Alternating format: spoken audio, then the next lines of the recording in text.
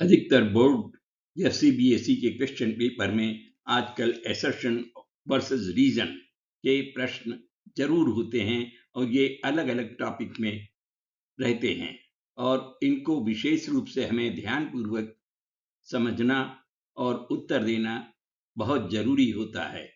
ये MCQ type question है, 1 mark each question, लेकिन इसके लिए जरूरी ये है कि हम प्रॉपर कंसेप्ट्स रखें, उसको सही प्रकार से देखें और जो स्टेटमेंट दिया है उसको विशेष रूप से हम ध्यान दें और तब हम सही उत्तर देख सकते हैं।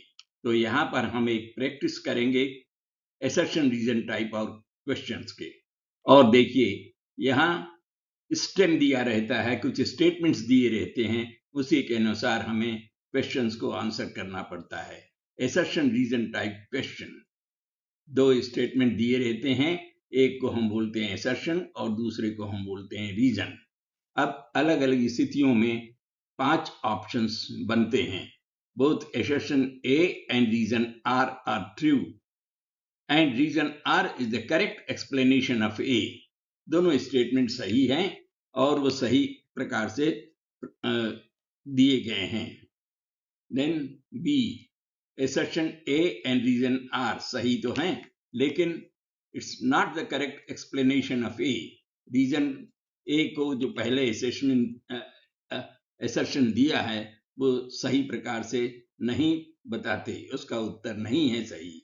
Assertion A is true but reason R is false, and similarly assertion A is false but reason R is true, and both assertion A and reason R are false.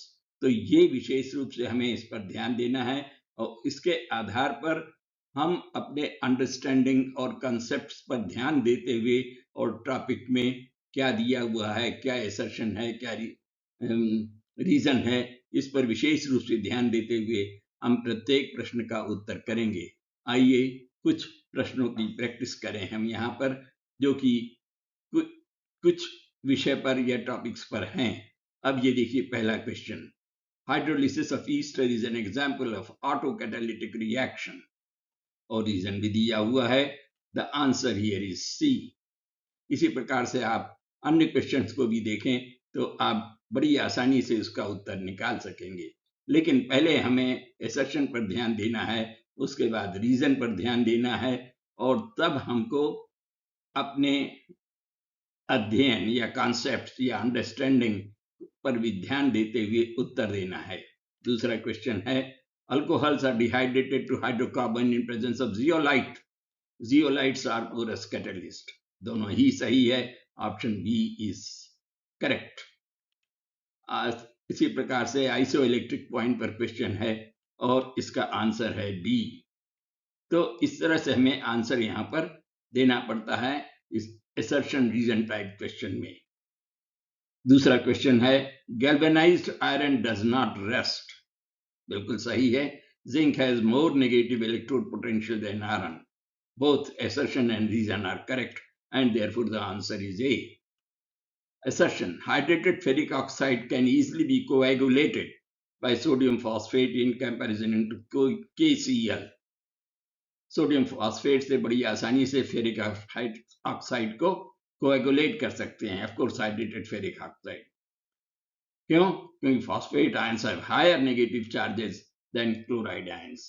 Correct है, option A is correct. Similarly, in the next question, जो कि adsorption पर है, and we find that the assertion is all right, but the reason is not correct, and therefore the answer is D.